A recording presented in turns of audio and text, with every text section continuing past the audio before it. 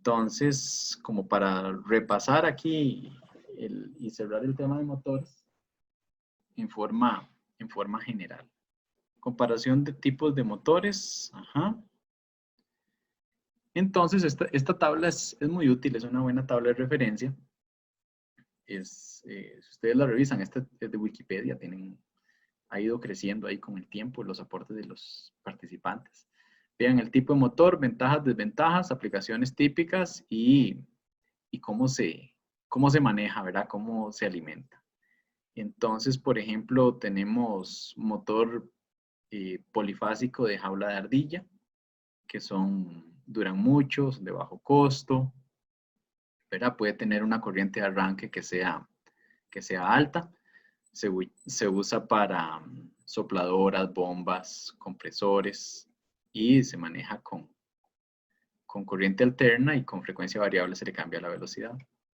Motor de polos sombreados, dura mucho, es muy barato, ¿verdad? La velocidad está por debajo de la sincrónica. Tiene muy bajo torque de arranque, pero por eso yo les había dicho que se usa mucho como para ventiladores.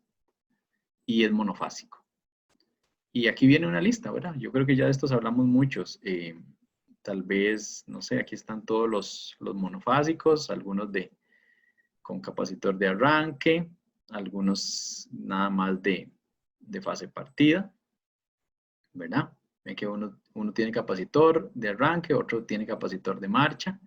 Normalmente cuando se ocupa mayor torque en operación normal se usa capacitor de marcha, ¿verdad? Aquí como maquinaria industrial, ¿verdad? Todos estos normalmente tienen torque de arranque que es bastante bueno, los de capacitor, ¿verdad? En cambio, el de fase partida no tiene tan buen torque de arranque. ¿Ok? Después, motor universal, el que acabamos de ver, trabaja tanto en AC como en DC. Herramientas manuales, lo que les decía. Tiene muy buena velocidad, tiene alto torque de arranque, bueno, es que también es un DC, ¿verdad? Después los sincrónicos, como para relojes o aplicaciones donde la velocidad constante es importante. Después el motor, el stepper y el brushless, estos no los vimos porque son más como del mundo de la electrónica. Entonces no están en los contenidos de este curso, ni tampoco el pancake. Este sí lo vimos, el motor DC con escobillas, que se puede alimentar con PWM o con corriente directa, ¿verdad? Desventajas, por ejemplo, el mantenimiento de las escobillas, ¿verdad? Que las escobillas son de carbón y duran mucho, tienen una ventaja, ¿verdad? El carbón es un material que es muy buen conductor eléctrico y muy mal conductor térmico. Entonces, evita que el calor del motor se trasiegue a lo externo, producto de la fricción, y tiene buena conducción eléctrica, entonces transfiere la corriente del cableado al conmutador muy bien. Otra ventaja del carbón es que es autolubricante, ¿verdad? El grafito, él se va desgastando y el mismo polvo de grafito es lubricante, entonces eso reduce la fricción en la operación del motor. Entonces, en ese sentido, y además es baratísimo, ¿verdad? Hasta los lápices tienen puntas de grafito, entonces, en ese sentido, sí, y es muy abundante, ¿verdad? Es muy abundante en el planeta, entonces, son una maravilla los carboncitos para esta aplicación. Ok, bueno, esos son los tipos de motores con sus aplicaciones. Vamos a ver las curvas de operación de los monofásicos, así haciendo Estas todas están en el documento que vimos, lo único es que aquí están juntas, ¿verdad? En el documento de referencia que estudiamos están todas por separado, aquí están todas juntas. Entonces la comparación del porcentaje de torque plena carga para diferentes motores de monofásicos de inducción, ¿verdad? Entonces tenemos capacitor de arranque y marcha en la parte alta, luego capacitor de arranque, fase partida. Este PSC es Permanent Split Capacitor, que es básicamente el capacitor permanente. Y después de último el de polos sombreados, que ven que el de polos sombreados tiene un torque de arranque que hasta queda lástima, ¿verdad? Pero recuerdan que es muy barato, ¿verdad? Y esa línea punteada representa el 100% del torque nominal. Entonces, eso es lo que significa es, y creo que ya el otro día se mencionó, ¿verdad? El punto de operación nominal es un solo punto, ¿verdad? Entonces, la velocidad, si yo preguntara la velocidad nominal de ese motor, es esta, ¿verdad? Bueno, haciendo la línea vertical es esta. Esa es la velocidad nominal del motor, la velocidad que él alcanza cuando está en su torque nominal. Entonces ven que la velocidad nominal desde polos sombreados es la más mala de todas, ¿verdad? Y todos los otros tienen velocidades nominales que son un poquito más altas. Ahí viene otro y otro más, ¿verdad? Básicamente eso es. Y todas están por debajo de la velocidad sincrónica, que es el 100%. Por eso son motores asincrónicos, ¿verdad? Porque no llegan a la velocidad sincrónica. Curva de operación de motor DC. Esta ya la vimos, es una curva par velocidad de un motor DC, pero este de aquí, ya ustedes saben que este es el derivación, el shunt o el sí, shunt, derivación o paralelo, ¿verdad? Entonces, torque contra velocidad angular y vean que es prácticamente lineal la curva de operación de él. Y si uno piensa en lo que sería la potencia mecánica, que es torque por velocidad angular, pues va a describir esa parábola ahí invertida. Esa es la potencia que la vemos aquí en el eje de la derecha. Ok, y después este es el otro. Yo creo que ya este es el último.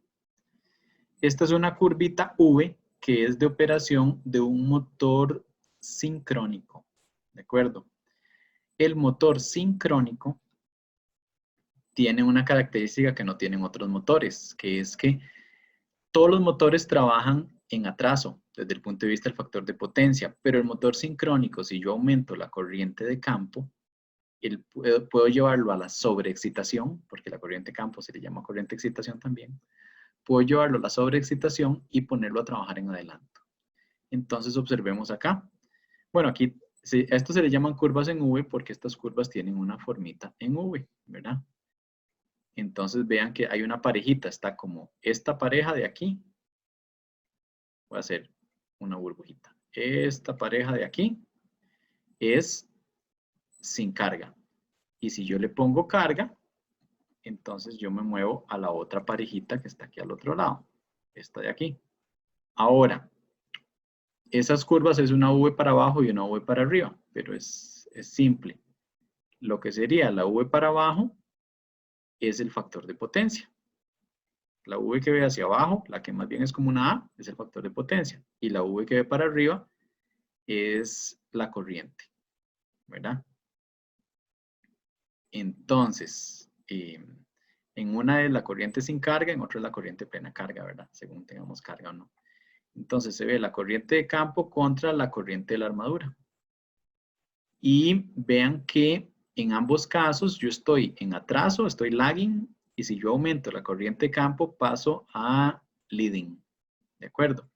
Y entonces en leading ya básicamente estoy en adelanto. Así que yo puedo tener un motor operando, incluso con carga, y nada más aumento la corriente de excitación y es un motor que lo pongo a trabajar en adelanto y así podría evitar la necesidad de colocar capacitores para corrección de factor de potencia, porque el motor cumpliría esa función. De hecho, a los motores sincrónicos se les llama a veces condensador sincrónico, porque básicamente trabaja como si fuera un condensador o un capacitor, que es lo mismo. ¿De acuerdo? Entonces, esa es una curvita muy interesante para verlo, para que no se vayan del curso de electromecánica, con la idea de que todos los motores trabajan en atraso. Cuando este está que trabaja en adelanto, hasta sirve para corregir factor de potencia. Esta de aquí es una comparación de las características de un motor de fase partida contra un motor de capacitor permanente. ¿Cómo está alambrado? Eso ya nosotros lo vimos, ¿verdad? Eso no hay diferencia. La única diferencia es tal vez la forma en que se presenta el dibujo y una serie aquí de características, uno con más deslizamiento, otro con menos deslizamiento, uno consume más corriente, otro no, uno tiene una operación más, podríamos decir, suave, y el otro una operación más dura. Uno es más calladito, el otro más ruidoso, ¿verdad? Entonces esa parte, este ya lo vimos. Este de aquí es interesante, le voy a dedicar un ratito más. Este es vean que aquí, como ya el tema de motores terminamos, entonces lo que estoy haciendo es brincando, ¿verdad? De uno a otro, viendo diferentes características, como quien dice, para hacer un repaso, un resumen y hablar un poco de pros y contras de todos los diferentes motores que ya vimos. Entonces, esto de aquí es una máquina, es un generador sin escobillas, ¿verdad? Entonces tiene una característica muy interesante. Este es un esquema de un generador sin escobillas en que vean que la parte de arriba le llamamos rotor, la parte de abajo es el estator. Lo de arriba se mueve, lo de abajo no se mueve. Y esto funciona por etapas. Vean que se ven como 5 etapas, ¿verdad? Esta es primera etapa, segunda etapa, tercera, cuarta, quinta etapa. Y estas etapas a mí me gusta analizarlas desde el punto de vista del flujo de potencia. Yo muevo potencia de aquí a aquí, luego de aquí a aquí, luego voy para arriba, luego voy para allá y luego bajo. ¿Está bien? Entonces, paso a paso, ¿qué es lo que tengo? Tengo en el rotor imanes permanentes. Esos imanes permanentes están girando, eso es potencia mecánica. Ahora, esa potencia mecánica de los imanes permanentes se convierte en potencia eléctrica en este estator que tiene unas bobinas, ¿verdad? Ahí se induce corriente. Entonces yo, con esos imanes permanentes girando, induzco corriente en estas bobinas. Esa corriente es trifásica. Vean que son 3 bobinas en estrella y es alterna, por supuesto, porque es una máquina rotatoria. Entonces, yo necesito rectificarla, ¿verdad? La puedo convertir en DC. Y al convertirla en DC, puedo alimentar con eso un campo de la excitatriz, que es básicamente un campo que va a ser el norte siempre norte y el sur siempre sur, porque ya yo tenía AC de este lado y después del rectificador yo tengo DC. El rectificador, ¿verdad? Lo que hace es convertir el AC en DC. Y tengo un punto, pero importantísimo, que es esto. Esto es como un reóstato o un potenciómetro, ¿verdad? Es básicamente un elemento que me va a modificar la corriente del campo de la excitatriz. Eso significa que yo puedo cambiar la intensidad de ese campo magnético, ¿verdad? El norte siempre va a ser norte y el sur siempre va a ser sur, pero yo puedo cambiar su intensidad, que sea mayor o menor ese campo magnético.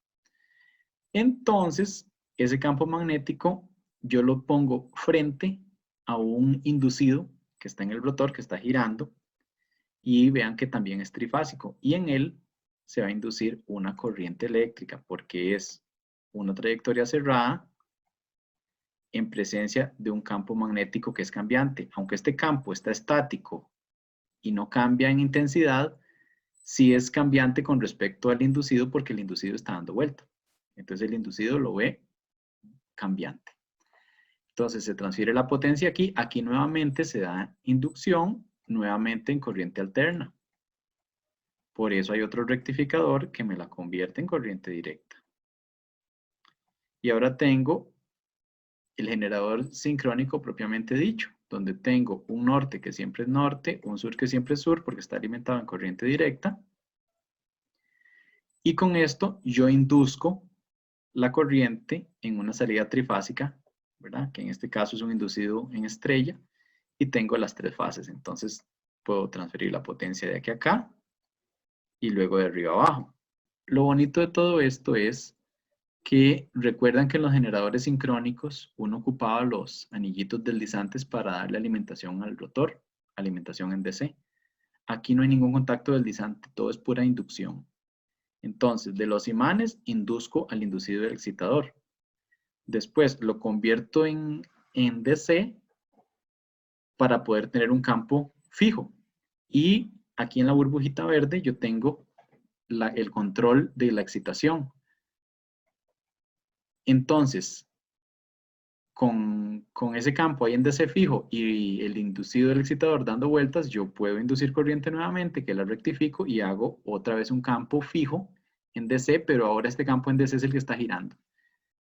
Ahora, y con eso ya induzco la corriente en el inducido principal.